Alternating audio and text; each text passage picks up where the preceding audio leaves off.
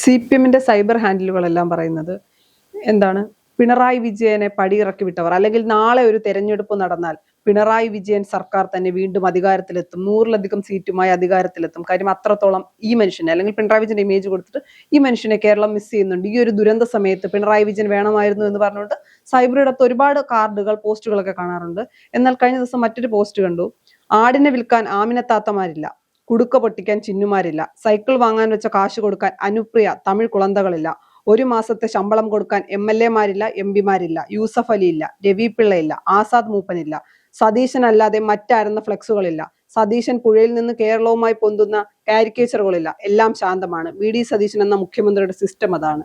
ഒരു വശത്ത് മുഖ്യമന്ത്രിക്ക് വേണ്ടി, മുൻ മുഖ്യമന്ത്രിയെ തിരികെ വേണമെന്ന ആവശ്യത്തിന് വേണ്ടി CPM സൈബർ ഹാൻഡിലുകളിൽ നിരന്തരമായി അവർ പോസ്റ്റ് ഇടുന്നു. മറുവശത്ത് ഇതിപ്പോ ഏതെങ്കിലും ഒരു കോൺഗ്രസ് അനുഭാവി ആയിരിക്കണം, അല്ലെങ്കിൽ സതീശനോട് താല്പര്യമുള്ള ഒരാളായിരിക്കണം ഈ പോസ്റ്റ് ഇട്ടിരിക്കുന്നത്. അദ്ദേഹം ഇങ്ങനെ ഒരു പോസ്റ്റ് ഇടുന്നു. നമ്മൾ ചിന്തിച്ചാൽ ഒരു പരിധിവരെ ഇദ്ദേഹം പറഞ്ഞത് ശരിയാണ്.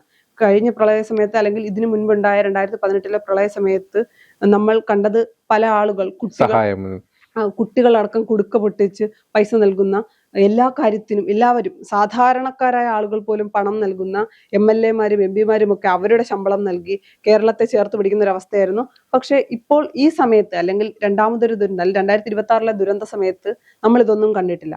ആരും കുടുക്ക പൊട്ടിച്ച് പൈസ നൽകുന്നത് കണ്ടിട്ടില്ല. ഒരു MP-മാരോ MLA-മാരോ തന്റെ ശമ്പളം, അല്ലെങ്കിൽ തങ്ങൾക്ക് കിട്ടുന്ന ശമ്പളം ദുരിതാശ്വാസ ഫണ്ടിലേക്ക് കൊടുക്കുന്നത് നമ്മൾ കാണുന്നില്ല. ഇത്തരത്തിലൊന്നും തന്നെ കാണുന്നില്ല. ആരോപണങ്ങൾ മാത്രമാണ്. ഞാൻ മനസ്സിലാക്കുന്ന ആരോപണങ്ങളും വിമർശനങ്ങളും മാത്രമാണ്. ആവശ്യത്തിലധികം, അല്ലെങ്കിൽ ആവശ്യത്തിനും അനാവശ്യത്തിനും ആരോപണങ്ങളും വിമർശനങ്ങളും മാത്രമാണ് ഇപ്പോൾ നിലനിന്ന് പോകുന്നത്. മറുവശത്ത് ചിന്തിക്കേണ്ട ഒരു കാര്യമുണ്ട്. 2018, അല്ലെങ്കിൽ 2018 26 ആകുമ്പോൾ, 2018 നമ്മൾ ഒട്ടും പ്രതീക്ഷിച്ചിരുന്നില്ല കേരളം ഇതുപോലെ ഒരു അവസ്ഥയിൽ, അല്ലെങ്കിൽ ഒരു പ്രളയത്തിലേക്ക് കേരളം എത്തുമെന്ന് നമ്മൾ ചിന്തിക്കാത്ത ഒരു സമയം കൂടിയായിരുന്നു. അതുകൊണ്ട് തന്നെ ആയിരിക്കണം ഇത്രയും ആളുകളൊക്കെ സഹായിച്ചത്. ഇപ്പൊ 2026 ആകുമ്പോൾ ഏകദേശ കാര്യങ്ങൾ എന്താണ് എന്നൊരു ഐഡിയ ജനങ്ങൾക്കുള്ളത് കൊണ്ടും ഒരു ചെറിയ മാറ്റമുണ്ട്, അത് ഞാൻ സമ്മതിക്കുന്നുണ്ട്. എന്നാൽ മറുവശത്ത് 2018-ലെ സഖാക്കൾ ചിന്തിച്ച്, അല്ലെങ്കിൽ മനസ്സിലാക്കേണ്ട ഒരു കാര്യം, പിണറായി വിജയൻ എന്ന വ്യക്തി, അല്ലെങ്കിൽ അന്നത്തെ മുഖ്യമന്ത്രി ഒറ്റയ്ക്ക് വിചാരിച്ചത് കൊണ്ടല്ല ഇത്രയും നന്നായി കാര്യങ്ങൾ മുന്നോട്ട് പോയത്. അല്ലെങ്കിൽ CPM-ന്റെയോ അന്നത്തെ സർക്കാരിന്റെയോ കഴിവല്ല. ഇപ്പൊ 2026-ലെ പ്രളയവും അല്ലെങ്കിൽ ദുരന്തവും നന്നായി സർക്കാർ കടന്ന്, അല്ലെങ്കിൽ അതും നന്നായി കേരളം ഒരുമയോടുകൂടി നേരിടുകയാണെങ്കിൽ അത് ആ സർക്കാരിന്റെ മാത്രം വിജയമല്ല, കേരളം ഒരുമിച്ച് നിൽക്കുന്നത് കൊണ്ട് മാത്രമാണ്. അപ്പോൾ വിമർശനങ്ങൾ ഉന്നയിക്കേണ്ട സമയമല്ല, ആരോപണങ്ങൾ ഉന്നയിക്കേണ്ട സമയമല്ല. എന്തെങ്കിലുമൊക്കെ പിഴവുകൾ ഉണ്ടെങ്കിൽ അത് ചൂണ്ടിക്കാട്ടാം എന്നതിനപ്പുറത്തേക്ക് അനാവശ്യമായി, ഇന്ന് PC വിശ്വനാഥ് തന്നെ പറഞ്ഞു, ആരോപണങ്ങൾക്ക് അദ്ദേഹം പറഞ്ഞ മറുപടി, സ്വയം തരം താഴുന്ന രീതിയിലേക്ക് പോകരുത് എന്നാണ് CPM-കാർ. കാര്യം അനാവശ്യമായിട്ടുള്ള വിമർശനങ്ങൾ പ്രതിപക്ഷമാകുമ്പോൾ വിമർശനങ്ങൾ ഉന്നയിക്കണം, ആവശ്യത്തിനുള്ള കാര്യങ്ങൾ പറയണം എന്നൊക്കെ ഉള്ള അഭിപ്രായം എനിക്കുണ്ട്. പക്ഷെ അത് പറയേണ്ട സാഹചര്യമാണോ എന്ന് ചിന്തിക്കണം. സോഷ്യൽ മീഡിയയിൽ പോസ്റ്റുകൾ ഇട്ട്, അല്ലെങ്കിൽ പിണറായി വിജയൻ എന്ന് പറയുന്ന മുൻ മുഖ്യമന്ത്രി, നിലവിലെ പ്രതിപക്ഷ നേതാവും എങ്ങനെയാണ് പ്രതിപക്ഷത്ത് പോയതെന്ന് സാധാരണക്കാരായ ജനങ്ങൾക്കറിയാം. അല്ലെങ്കിൽ അവർ രണ്ടാമത് പിണറായി വിജയൻ സർക്കാർ അധികാരത്തിൽ വരുന്നത് കുറെ ദുരന്തങ്ങൾ അനുഭവിച്ചതുണ്ട്. 2018-ലുണ്ടായ പ്രളയം, 2019-ലുണ്ടായ കോവിഡ്, ഇതിന്റെയൊക്കെ പശ്ചാത്തലത്തിലാണ് തുടർഭരണം കിട്ടുന്നത്. അപ്പോൾ അതെല്ലാം ആലോചിക്കണം. എന്തുകൊണ്ടാണ് ജനങ്ങൾ ഇദ്ദേഹത്തെ, അല്ലെങ്കിൽ ആ സർക്കാരിനെ പുറത്തിറക്കി പുതിയ സർക്കാരിനെ അധികാരത്തിൽ കൊണ്ടുവന്നതെന്ന് ആലോചിക്കണം. അപ്പോൾ ആരോപണങ്ങൾ ഉന്നയിക്കുന്നതിന് മുൻപ് ഇത്തരം കാര്യങ്ങളെല്ലാം ചിന്തിക്കുക തന്നെ വേണം. ഒരു വശത്ത് സിസ്റ്റം വളരെ പവർഫുൾ ആണ്, സതീശൻ എന്ന മുഖ്യമന്ത്രിയുടെ കയ്യിൽ സിസ്റ്റം വളരെ പവർഫുൾ ആണ്. ഒരുപാട് കാര്യങ്ങൾ, പ്ലസ് പോയിന്റുകളും അല്ലെങ്കിൽ പോസിറ്റീവും നെഗറ്റീവും ഉണ്ട്. പല വിഷയങ്ങളിലും സതീശൻ ഉരുണ്ട് കളിക്കുന്നുണ്ട്, അല്ലെങ്കിൽ മുഖ്യമന്ത്രി ഉരുണ്ട് കളിക്കുന്നു എന്ന് പറയും പോലും പല വിഷയങ്ങളും പേപ്പർ നോക്കി വായിക്കുകയല്ല, പഠിച്ച് വ്യക്തമായി തന്നെയാണ് അദ്ദേഹം മാധ്യമങ്ങൾക്ക് മുന്നിൽ സംസാരിക്കുന്നത്. അതൊക്കെ അദ്ദേഹത്തിന്റെ പോസിറ്റീവാണെന്ന് പറയുമ്പോൾ, കഴിഞ്ഞ ദിവസം അദ്ദേഹം തന്നെ ഒരു വേദിയിൽ സംസാരിക്കുമ്പോൾ പറഞ്ഞിട്ടുണ്ടായി, പല ആളുകളെയും അല്ലെങ്കിൽ പല ഉദ്യോഗസ്ഥരെയും സ്ഥലം മാറ്റുമെന്ന്. അതും സതീശന്റെ സിസ്റ്റത്തിൽ വരുന്നതായിരിക്കും. സതീശനെ കുറിച്ച് പറയുമ്പോൾ നമ്മൾ ഇപ്പോൾ ആദ്യം പറഞ്ഞ സംഭവങ്ങൾ നോക്കാം. ഈ പ്രളയത്തിന്റെ ഭീതി സഹായിക്കുന്നവര്, സത്യം പറയുകയാണെങ്കിൽ ഇതുവരെ ആരും ഒരു സഹായവും നൽകിയതായിട്ട് കണ്ടിട്ടില്ല. കാരണം 2018-ന് സമാനമായ അല്ലെങ്കിലും അതിന് അത്രയ്ക്ക് ഭീകരമല്ലെങ്കിലും കുറച്ച് കാര്യമായ പ്രളയം തന്നെയാണ് ഉണ്ടായത്. ഒരുപാട് പേർക്ക് ദുരിതം അനുഭവിക്കുന്നുണ്ട്. പക്ഷെ ഒരാളുടെയും സഹായം നൽകുന്നതോ ഒരു കാര്യവും കണ്ടിട്ടില്ല. പ്രത്യേകിച്ച് അന്ന് പിന്നെ ഈ സർക്കാർ ഉദ്യോഗസ്ഥരുടെ ശമ്പളമൊക്കെ ഇതിനു വേണ്ടിയിട്ട് മാറ്റി ദുരിതാശ്വാസ നിധിയിലേക്ക് മാറ്റുന്നുണ്ടായിരുന്നു. പിന്നെ മറ്റ് MP-മാര്, MLA-മാര്, അങ്ങനെയുള്ള എല്ലാവരുടെയും ഉണ്ടായിരുന്നു. പിന്നെ ഇത് ഈ പറഞ്ഞ പോലെ കുട്ടികളുടെ കുടുക്ക പൊട്ടിക്കുന്ന ഇതൊക്കെ ഉണ്ടായിരുന്നു. ഇപ്പൊ ഇതൊന്നുമില്ല, ഇതൊന്നും കാണാനില്ല, കേൾക്കാനില്ല, ഒന്നുമില്ല. പക്ഷെ സതീശൻ എതിരെ സംസാരിക്കാൻ, അല്ലെങ്കിൽ സതീശനെതിരെ വാളോങ്ങാനാണ് എല്ലാവരും ശ്രമിക്കുന്നത്. അവിടെ എന്തൊക്കെ ഇതായത് ദുരന്തം നടന്ന് അല്ലെങ്കിൽ പ്രളയം ഉണ്ടായി ആദ്യ ദിവസം തന്നെ ദുരിതാശ്വാസ ക്യാമ്പിൽ സാധനങ്ങൾ എത്തിയില്ല എന്ന് പറഞ്ഞിട്ട് പാർട്ടി ആദ്യ ആക്രമിക്കുക. ദിവസമല്ല, ആദ്യ ക്യാമ്പിലേക്ക് മണിക്കൂർ ജനങ്ങൾ എത്തിയ ആദ്യ എത്തുന്നത് മണിക്കൂറിൽ. ആദ്യ മണിക്കൂറുകൾ ഓക്കെ ആദ്യ മണിക്കൂറുകളിനുള്ളിൽ തന്നെ സാധനങ്ങൾ എത്തിയില്ല എന്ന് പറഞ്ഞിട്ട് മാധ്യമങ്ങൾക്ക് നേരെ വൈറ്റ് കൊടുക്കുന്നു. എന്നിട്ട് സതീശനെതിരെ സർക്കാരിന്റെ സിസ്റ്റം ശരിയായിട്ടില്ല എന്നൊക്കെ പറയുന്ന ഒരു അതും പാർട്ടി എടുത്ത് പറയാണ്. പാർട്ടി പ്രവർത്തകർ പറയിക്കുന്ന രീതിയിലൊക്കെയാണ് കുറെ സംഭവങ്ങളൊക്കെ ഉണ്ടായിരിക്കുന്നത്. ശരിക്കും അതായിരുന്നു അന്ന് വേണ്ടത് എന്നുള്ളത്. മുമ്പൊരിക്കൽ പ്രളയം ഉണ്ടായിരുന്നപ്പോൾ ഇങ്ങനെയാണോ ഉണ്ടായിരുന്നത് എന്നുള്ള കാര്യം നമ്മളൊന്ന് അന്നത്തെ ഓർക്കേണ്ടത്. പ്രതിപക്ഷം ഇതേ നിലപാടാണ് അടുത്തൊന്നും കൊണ്ട് ചിന്തിക്കുന്നുണ്ട്. അപ്പോൾ ഇത് എന്താണ് കാരണം? ഇവിടെ ഇപ്പോ ഈ LDF തോറ്റ് കഴിഞ്ഞിട്ട് ഇപ്പോൾ ഏകദേശം 2-3 മാസം ആവുന്നേ ഉള്ളൂ. ആ 3 മാസത്തിനുള്ളിൽ ഏറ്റവും കൂടുതൽ ഇമേജ് താഴ്ന്നു പോയ ഒരാളാണ് പിണറായി വിജയൻ എന്ന് പറയാം. കാരണം എന്താ വെച്ചാൽ ഈ അത്രയ്ക്ക് പ്രതിപക്ഷ നേതാവ് ഇരുന്നപ്പോൾ നിയമസഭയിൽ പോലും ഒന്നും മിണ്ടാനാവാതെ ഇരിക്കുന്ന അത് എന്താണ് നമ്മൾ കണ്ടതാണ് ആ വീഡിയോ ഒക്കെ. അപ്പോൾ അങ്ങനെ ഇരിക്കുന്നു. അത് മാത്രമല്ല തോൽവിക്ക് കാരണം പിണറായി വിജയന്റെയും ഗോവിന്ദന്റെയും ധാർഷ്ട്യമാണ് എന്നുള്ളത് പാർട്ടിക്കാർ തന്നെ പറയാൻ തുടങ്ങിയിരിക്കുന്നു. നേതാക്കൾ തന്നെ പറയാൻ തുടങ്ങിയിരിക്കുന്നു. കേന്ദ്ര കമ്മിറ്റി പോലും പറയുന്നു. ഇങ്ങനെ ഉണ്ടായിരിക്കുന്ന ഒരവസ്ഥയിൽ പിണറായി വിജയന്റെ ഇമേജ് വളരെയേറെ താഴ്ന്നു പോയിരിക്കുന്നു. അത് റീബിൽഡ് ചെയ്യാനുള്ള ഒരു ശ്രമം കൂടി ഇതിന്റെ ഇടയ്ക്ക് നടക്കുന്നുണ്ടോ എന്നുള്ളതാണ്. കാരണം പഴയ പ്രളയത്തിൽ എന്താണ് കേരളത്തെ പൊക്കിപ്പിടിച്ച് പുഴയിൽ നിന്ന് കയറി വരുന്ന കാരിക്കേച്ചറൊക്കെ ഉണ്ടാക്കി അതിനെക്കുറിച്ച് ഇയാൾ തിരിച്ചു വരേണ്ടത് നമ്മുടെ ആവശ്യമല്ലേ? അങ്ങനെയുള്ള ഒരു കുറെ ചോദ്യങ്ങളൊക്കെ ഒരിക്കലും സോഷ്യൽ മീഡിയ ചർച്ച രാഷ്ട്രീയമായി ദുരന്തത്തെ ഉപയോഗിക്കാൻ ഒരിക്കലും ഒരു രാഷ്ട്രീയ പാർട്ടി, അതിപ്പോ CPM ആയാലും CPI ആയാലും UDF ആയാലും കോൺഗ്രസ് ആയാലും ചെയ്യുന്നത് ശരിയല്ല. അല്ല, അത് എന്നാലും ഇങ്ങനെയാണ് ചർച്ച വരുന്നത്. ഇതൊക്കെ എല്ലാവർക്കും അറിയുന്ന കാര്യമാണ്. പക്ഷെ ഈ ഒരു അവസരം കൊണ്ട് ഈ ഒരു പിന്നെ ആരോപണങ്ങൾ കൊണ്ട് ഗവൺമെന്റിനെ കുറ്റപ്പെടുത്തിക്കൊണ്ട് പറയുന്നതിലൂടെ എന്താണെന്ന് വെച്ചാൽ കുറച്ചൊന്ന് വീണ്ടും ഇത്രയും താഴ്ന്നു പോയ ഒരു ലെവലിൽ നിന്ന് കുറച്ച് പൊങ്ങി വരാനുള്ള ഒരു ശ്രമമാണ് ഇപ്പോൾ നടന്നു വരുന്നത്. എന്തായാലും ഇങ്ങനെയൊക്കെ കുറെ പറഞ്ഞുകൊണ്ടിരിക്കുമ്പോൾ ജനങ്ങളുടെ ഉള്ളിലേക്ക് എന്തായാലും ഒരു പമ്പ് ചെയ്യപ്പെടും എന്നുള്ളതിൽ ഒരു സംശയമില്ല. പിണറായി അന്ന് നല്ല കാര്യങ്ങൾ ചെയ്തിരുന്നു, അല്ലെങ്കിൽ അന്നായിരുന്നു നല്ലത് എന്നൊക്കെ. അതൊക്കെ കുറെ കാലം കഴിഞ്ഞ് ആൾക്കാർ മറന്നത് പിന്നെ ഒന്ന് കുറച്ച് കാര്യങ്ങൾ പറയായിരിക്കും. ഇന്ന് അങ്ങനെയല്ല ചെയ്തത്, ഇന്ന് ഇത് സതീശൻ അതുപോലെ ചെയ്തില്ല എന്നൊക്കെ പറയുന്നുണ്ട്. ശരിക്കും പറഞ്ഞു കഴിഞ്ഞാൽ അവിടെ എന്താണ് ഉണ്ടായതെന്നുള്ളതൊന്നും വളരെ കൃത്യമായിട്ടല്ല പറയുന്നത്. ആരോപണങ്ങൾ ഉന്നയിക്കുന്നവർക്ക് പരാതി പറയാനും ഇതിന് തയ്യാറായി നിൽക്കുകയാണ്. പരാതി പറയാൻ വേണ്ടിയിട്ട് മയക്കും കൊണ്ട് ചെല്ലുമ്പം മാധ്യമ പ്രവർത്തകരോട് മയക്കും കൊണ്ട് ചെല്ലുമ്പോഴേക്ക് തന്നെ സതീശനെ കുറ്റം പറയാൻ വേണ്ടി പറയുന്ന ഒരു രീതിയൊക്കെ കണ്ടിട്ടുണ്ട്. എന്തായാലും അതൊക്കെ ഒരു ഭാഗത്തോടി നടക്കുന്നുണ്ട്. അതിന്റെ കൂടെ സതീശന്റെ വേറൊരു സംഭവങ്ങളാണ് പറഞ്ഞിരിക്കുന്നത്. നേരത്തെ പറഞ്ഞത് സതീശൻ അധികാരത്തിൽ എത്തിയിട്ട് ചില കാര്യങ്ങൾ തീരുമാനിച്ച് ഉറപ്പിച്ചുകൊണ്ട് തന്നെയാണെന്നുള്ളത്. ഇങ്ങനെ ആരോപണങ്ങളിലൊന്നും വീഴാനും അങ്ങനെ അധികമൊന്നും മാറ്റം വരുത്താനൊന്നും സതീശൻ തയ്യാറല്ല എന്നുള്ളത് ഈ 2-3 മാസം കൊണ്ട് തന്നെ നമ്മൾ മനസ്സിലായതാണ്.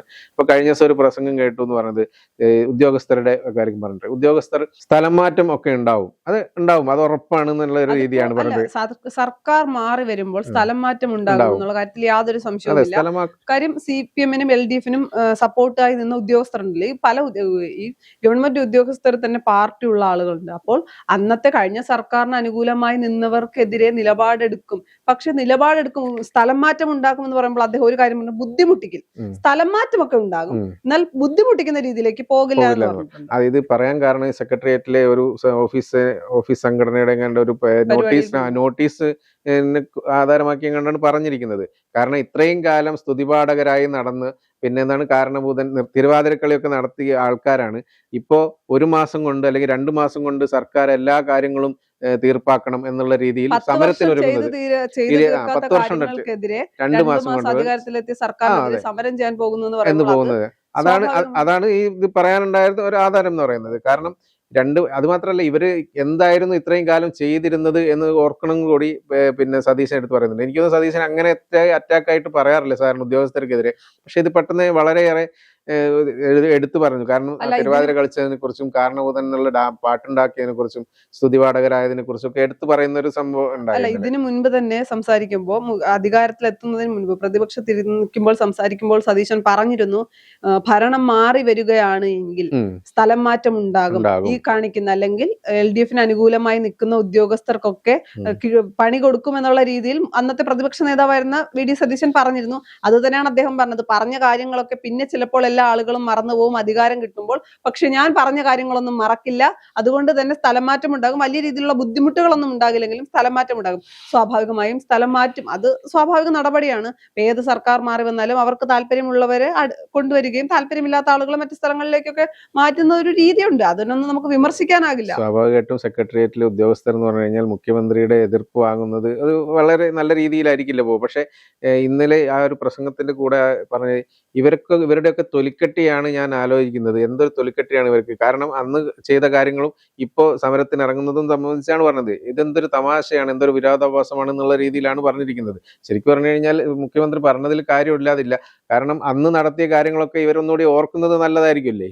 അല്ല, അവരത് ഓർക്കണം. കാര്യം ഇത്രയും നാൾ കഴിഞ്ഞ സർക്കാർ LDF സർക്കാരിന് സ്തുതി പാടി ഇരുന്ന ആളുകൾക്ക് 1 മാസം കൊണ്ടോ 2 മാസം കൊണ്ടോ വലിയ മാറ്റങ്ങൾ ഉണ്ടാകണം സർക്കാർ, അല്ലെങ്കിൽ സർക്കാർ അധികാരത്തിൽ വരുമ്പോൾ തന്നെ കഴിഞ്ഞ 10 വർഷം നടക്കാത്ത കാര്യങ്ങളെല്ലാം നടക്കണമെന്ന് പറയുന്നത് ശരിയല്ല. പിന്നെ മറ്റൊരു കാര്യം കൂടിയുണ്ട്. പുതിയ സർക്കാർ അധികാരത്തിൽ വരുന്നു. ഇപ്പൊ സെക്രട്ടേറിയറ്റ്, ഉദാഹരണത്തിന് സെക്രട്ടേറിയറ്റ് എടുക്കാം. സെക്രട്ടേറിയറ്റിലെ ഒരു വിഭാഗം ജീവനക്കാർ LDFകാരാണ്. അവരിതുപോലെ സമരം, LDF അനുഭാവികളാണ്. അവരിപ്പോ ഇങ്ങനെ സമരങ്ങളുമായി മുന്നോട്ട് പോകുന്നു. അവർ പല രീതിയിൽ സർക്കാരുമായി കൊമ്പ് കോർക്കുകയാണെങ്കിൽ അത് ബുദ്ധിമുട്ടുണ്ടാക്കാൻ പോകുന്നു സാധാരണക്കാരായ ജനങ്ങൾക്കാണ്. അല്ലെങ്കിൽ അവരുടെ ആവശ്യങ്ങളാണ് അവിടെ നിന്ന് നടപ്പിലാക്കാതെ പോകുന്നത്, അല്ലെങ്കിൽ ഒരു നീക്കുപോക്കും ഉണ്ടാകാതിരിക്കുന്നത് സാധാരണക്കാരുടെ പ്രശ്നങ്ങളാണ്. അപ്പോൾ UDF അനുഭാവമുള്ള അല്ലെങ്കിൽ നിഷ്പക്ഷരായ ഉദ്യോഗസ്ഥരുണ്ടാകുമല്ലോ, അവരെ നിയമിച്ചുകൊണ്ട് മറ്റാളുകൾ മറ്റു സ്ഥലത്തേക്ക് മാറ്റുന്നത് തന്നെ ആയിരിക്കും ഏറ്റവും നല്ലത്. കാര്യം ഒരു പുതിയ സർക്കാർ അല്ലെങ്കിൽ ഏത് സർക്കാരിന്റെയും ആവശ്യം എന്ന് പറയുന്നത് ജനങ്ങളുടെ ഹിതമനുസരിച്ച് മുന്നോട്ട് പോകുക എന്നുള്ളതാണ്. അപ്പോൾ LDF അനുഭാവികളായിട്ടുള്ള ആളുകൾ പുതിയ സർക്കാരുമായി കൊമ്പ് കോർത്ത് സാധാരണക്കാരായ ജനങ്ങൾ ബുദ്ധിമുട്ടിക്കുന്നതിനേക്കാൾ നല്ലത് VD സതീശൻ പറഞ്ഞതുപോലെ അവരെ സ്ഥലം മാറ്റുന്നതായിരിക്കും ജനങ്ങൾക്ക് നല്ലത്. അതെ, ജനങ്ങൾക്ക് ഒരു തരത്തിലുള്ള ബുദ്ധിമുട്ടുണ്ടാവരുന്ന് പ്രത്യേകം VD സതീശൻ എടുത്തു പറയുന്നുണ്ട്. കാരണം ഉദ്യോഗസ്ഥർ അവർക്ക് ഇതിനു മുമ്പ് ഒരു ദിവസം ഉണ്ടായ പത്രസമ്മേളനത്തിലും VD സതീശൻ എടുത്തു പറഞ്ഞതാണ്, എല്ലാ കാര്യങ്ങളും മുഖ്യമന്ത്രിയുടെ അടുത്തേക്ക് എത്തണമെന്നില്ല. കാരണം നിവേദനങ്ങൾ പലതും ഉദ്യോഗസ്ഥർക്ക് തന്നെ നേരിട്ട് കോമൺ സെൻസ് വെച്ചിട്ട് ചെയ്ത് തീർപ്പ് കൊടുക്കാവുന്നതാണ്. എന്നിട്ടും അത് എല്ലാം നേരിട്ട് മുഖ്യമന്ത്രിയുടെ എത്തിയാലേ കാര്യങ്ങൾ നടക്കും എന്നുള്ളൊരു അവസ്ഥ മാറണം. അതിനുള്ള നിർദ്ദേശം കൊടുത്തിട്ടുണ്ടെന്നും പറഞ്ഞു. അതൊരു നല്ല നീക്കാണെന്ന് പറഞ്ഞു. കാരണം ഒരുപാട് പാവപ്പെട്ട ജനങ്ങൾ ഈ എത്ര ദിവസം ഇങ്ങനെ സെക്രട്ടേറിയറ്റിൽ പടി കയറി ഇറങ്ങുന്നു എന്നുള്ളത് നമുക്ക് തന്നെ അറിയാവുന്നതാണ്. അപ്പോൾ ഇങ്ങനെ ഒരു സംഭവം ഉണ്ടാവാതിരിക്കാൻ ഉദ്യോഗസ്ഥർക്കാർ ഒന്നുകൂടി ശ്രമിച്ചു കഴിഞ്ഞാൽ നടക്കാവുന്ന കാര്യമാണ്. കഴിഞ്ഞ ദിവസം മറ്റൊരു കാര്യം കൂടി പറഞ്ഞു. ദുരന്തവുമായി ബന്ധപ്പെട്ട് ഞാൻ മീറ്റിംഗ് വിളിച്ചപ്പോൾ MLA-മാരെയും താഴേക്കടയിലുള്ള ഉദ്യോഗസ്ഥരെയും ഞാൻ വിളിച്ചിട്ടില്ല. അതിന്റെ കാരണം അവരെ ഞാൻ അവിടെ നിന്ന് വിളിക്കുകയാണ് എങ്കിൽ അവിടത്തെ അല്ലെങ്കിൽ ക്യാമ്പിന്റെ അടക്കമുള്ള സ്ഥിതിഗതികൾ മാറും. അവിടെ ആള് വേണമെന്നുള്ളത് എല്ലാവർക്കും നിർദ്ദേശിച്ചു കൊടുത്തുള്ള കാര്യങ്ങൾ അവർ ചെയ്യുക തന്നെ വേണം. കളക്ടറുമായി സംസാരിച്ചാൽ മതിയല്ലോ എന്നൊക്കെ പറയുന്നത് ജനങ്ങൾ ബുദ്ധിമുട്ടരുത് എന്ന് കരുതി തന്നെയാണ്. പിന്നെ അത് എത്രത്തോളം ഉദ്യോഗസ്ഥർ നന്നായി കൈകാര്യം ചെയ്യുമെന്നുള്ളതൊക്കെ കണ്ടറിയേണ്ട കാര്യം. ക്യാമ്പിൽ പോയതിനെ കുറിച്ചും VD സതീശനെതിരെ ഒരു പോസ്റ്റ് കണ്ടു. എന്താണെന്ന് വെച്ചാൽ ഈ എത്രയാണ് ഇന്ന സ്ഥലത്ത്, അതായത് ദുരിത ബാധിത പ്രദേശം സന്ദർശിക്കാൻ മുഖ്യമന്ത്രി എത്തിയപ്പോൾ 1:20 മുഖ്യമന്ത്രിയുടെ പൈലറ്റ് വാഹനം എത്തുന്നു. തൊട്ടു പിന്നാലെ മുഖ്യമന്ത്രിയുടെ 1-ാം നമ്പർ കാർ എത്തുന്നു. ഡോർ തുറക്കുന്നു. സതീശൻ മുഖ്യമന്ത്രി പുറത്തിറങ്ങുന്നു. മുണ്ട് മടക്കി കുത്തുന്നു. കാരണം വെള്ളമുള്ളതാണ്. മുണ്ട് മടക്കി കുത്തുന്നു. നേരെ മുന്നോട്ട് നടക്കുന്നു. പിന്നെ അപ്പോ മറ്റേ അബിൻ വർക്കി MLA ആണല്ലോ അവിടെ ഉണ്ടായിരുന്നത്. അബിൻ വർക്കി പ്രളയബാധിത പ്രദേശങ്ങൾ ചൂണ്ടിക്കാണിച്ചു കൊടുക്കുന്നു. അത് മുഖ്യമന്ത്രി ഒന്ന് നോക്കുന്നു, മൊത്തത്തിൽ ചുറ്റിലൊന്ന് നോക്കുന്നു, എന്നിട്ട് ഒന്ന് സങ്കടപ്പെട്ട പോലെ തിരിച്ചു നടക്കുന്നു, ഇങ്ങനെ പോകുന്നു. ഇതാണ് നടത്തിയതെന്നുള്ള ഒരു ആരോപണമൊക്കെയാണ് ഇപ്പൊ ഇറങ്ങുന്നത്. മറ്റൊരു കാര്യം കൂടിയുണ്ട്. നമുക്ക് വിമർശിക്കാം, ആരോപണങ്ങൾ ഉന്നയിക്കാം. എല്ലാ കാര്യത്തിനും തൊട്ടതിനും പിടിച്ചതിനും വിമർശനങ്ങളും ആരോപണങ്ങളും ഉന്നയിച്ചാൽ വസ്തുതാപരമായിട്ടുള്ള ആരോപണങ്ങളും വിമർശനങ്ങളും പ്രതിപക്ഷം ഉന്നയിക്കുമ്പോൾ സർക്കാരിന് വളരെ എളുപ്പത്തിൽ ഊരിപ്പോകാം. ഇവർക്ക് എന്ത് ചെയ്താലും വിമർശനമാണ്, അല്ലെങ്കിൽ ഇവർ എന്ത് കാര്യത്തിലും ആരോപണം ഉണ്ടാക്കുന്നവരാണ് എന്ന് പറഞ്ഞ് സർക്കാരിന് ഊരിപ്പോകാൻ കൂടിയുള്ള അവസരമാണ് അനാവശ്യ വിമർശനങ്ങളും പരാമർശങ്ങളും നടത്തുന്നത്. അല്ല, നമ്മൾ അവിടെ മുഖ്യമന്ത്രി അവിടെ പോയിട്ട് നടത്തിയ അവിടെ തന്നെ നിന്നുകൊണ്ട്, അതായത് സന്ദർശിച്ചുകൊണ്ട് നടത്തിയ വാർത്താ മാധ്യമങ്ങളോട് സംസാരിക്കുന്നത് നമ്മൾ കണ്ടതാണല്ലോ. അവർ ഓരോ കാര്യങ്ങളും പഠിച്ചിട്ട് കൃത്യമായിട്ടാണ് മുഖ്യമന്ത്രി സംസാരിച്ചിരിക്കുന്നത്. അതിൽ തന്നെ മനസ്സിലാകും മുഖ്യമന്ത്രി ആ സംഭവ പ്രളയബാധത്തെ അത്ര ദുരന്തത്തെ കുറിച്ച് എത്ര അറിവുണ്ട്, അല്ലെങ്കിൽ അവിടെ എന്തൊക്കെ നടക്കുന്നുണ്ടെന്നുള്ള കൃത്യമായ അറിവുണ്ട്. ഇങ്ങനെ വെറുതെ ആവശ്യമില്ലാത്ത ആരോപണങ്ങളും ഇതൊക്കെ ആയിട്ട് മുന്നോട്ട് പോകുന്നത് ശരിക്കും പറഞ്ഞു കഴിഞ്ഞാൽ VD സതീശന് മൈലേജ് കൂട്ടു തന്നെയാണ് ചെയ്യാന്ന് എനിക്ക് തോന്നുന്നത്. അതിപ്പോ അറ്റാക്ക് ചെയ്യാൻ ശ്രമിക്കുന്നതിനനുസരിച്ച്, അല്ലെങ്കിൽ അടിച്ചമർത്താൻ ശ്രമിക്കുന്നതിനനുസരിച്ച്, അത് VD സതീശനെ എന്നല്ല ആരെയായാലും അടിച്ചമർത്താൻ ശ്രമിക്കുന്നതിനനുസരിച്ച്, ശത്രുപക്ഷത്തു നിന്ന് ട്രോളുകളും പോസ്റ്റുകളും ഉണ്ടാകുന്നതിനനുസരിച്ച് അവർ ശക്തരായി വരും. അവർക്കുള്ള ജനപിന്തുണ കൂടുക തന്നെ ചെയ്യും. അല്ലാതെ ഇപ്പം VD സതീശന് വേണ്ടി കോൺഗ്രസിലെ കുറെ ഗ്രൂപ്പുകൾ, പേജുകളൊക്കെ VD സതീശന് വേണ്ടി സംസാരിക്കുന്നതും അല്ലെങ്കിൽ 100 പോസ്റ്റുകൾ ഇടുന്നതിന് സമമാണ് CPM VD സതീശനെതിരെ ഒരു പോസ്റ്റ് ഇട്ടാൽ അത് VD സതീശന് ഗുണകരമായി വരും എന്നുള്ള കാര്യത്തിൽ യാതൊരു സംശയവുമില്ല.